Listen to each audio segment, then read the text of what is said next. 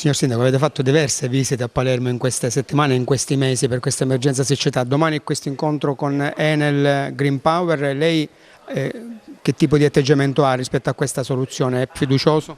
Io sono fiducioso, sì, si sono tenute diverse riunioni, diversi incontri, l'ultimo è stato appunto l'altro ieri dinanzi all'assessore Di Mauro che ci ha convocati e al quale abbiamo esposto realmente la problematica. C'è un impegno concreto da parte dell'assessore Di Mauro e da parte del governo regionale ed è quello di ridurre quanto più possibile il livello, la quota di salvaguardia, perché ad oggi in base ai conti che effettua il Dipartimento sono più di 9 milioni di metri cubi d'acqua nella diga, quindi è indispensabile che il Dipartimento autorizzi almeno i 2 milioni e mezzo che sono il quantitativo minimo per poter salvare gli impianti, non le produzioni, perché ad oggi sono seriamente a rischio. Ecco, intanto voi avete messo a disposizione del Consorzio di Bonifica una motopompa che il Comune aveva comprato negli anni 90 per effettuare il prelievo di acqua dalla diga Castello.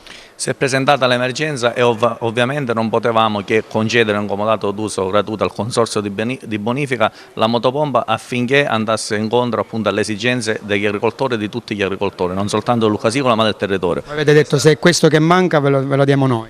Ovvio, assolutamente sì. Questa motopompa è stata acquistata dal Comune Lucasicola negli anni 90 per sopperire a un problema analogo e proprio in quell'anno questa pompa è riuscita a attingere acqua dalla diga Castello e transitarla sull'alto Gebbia in modo tale che gli agricoltori sia di Bevona che del Lucasicola sono riusciti a salvare la produzione.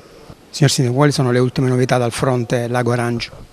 E allora, ad oggi non abbiamo novità purtroppo, perché nonostante l'accordo ARPA-ASPE per i prelievi, per questo controllo costante delle condizioni, della qualità dell'acqua, sostanzialmente da gennaio che è stato fatto il primo prelievo, del 21 gennaio, poi mensilmente è stato fatto un prelievo, non c'è alcuna novità. La questione ormai è vecchia, la conosciamo molto bene, attorno al lago girano veramente tanti enti, l'ASPE ovviamente ciascuno per le sue competenze, l'ARPA, l'assessorato regionale, il consorzio di bonifica,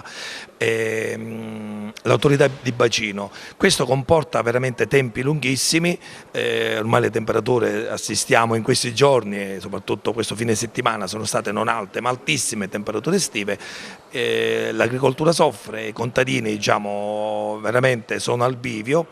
Ma non abbiamo certezza su quello che deve succedere, veramente i ritardi sono tanti, di fronte a un'emergenza di questo calibro bisognava veramente fare in fretta e fare subito, non è accettabile i tempi veramente biblici e a pensare che il lago Arancio quest'anno, il bacino Arancio quest'anno ha una situazione, ha invasato veramente tanta acqua, ha in atto tanta acqua anche perché la situazione difficile dello scorso anno che hanno subito poca acqua pare che superi i 17 milioni di metri cubi, condizione che rispetto alle situazioni dei diversi bacini della Sicilia ci fa stare tranquilli sulla quantità dell'acqua invasata, ma sicuramente non ci fa stare tranquilli sulle autorizzazioni che ancora ad oggi non arrivano. Siete venuti che abbiate deciso di partecipare a Sia in una materia così importante e delicata. È un'iniziativa che abbiamo deciso tutti insieme di riproporre,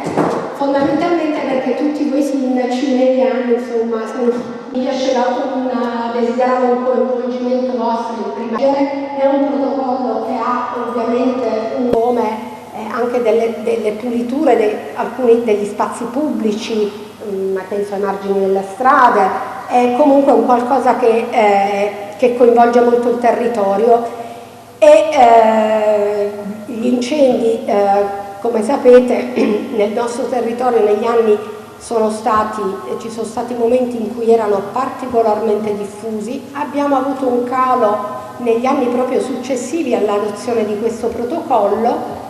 L'anno scorso io ho proprio registrato dal numero di notizie di reato che mi è pervenuto in ufficio un nuovo aumento, un nuovo picco del numero degli incendi e quindi da questa l'iniziativa di riproporlo.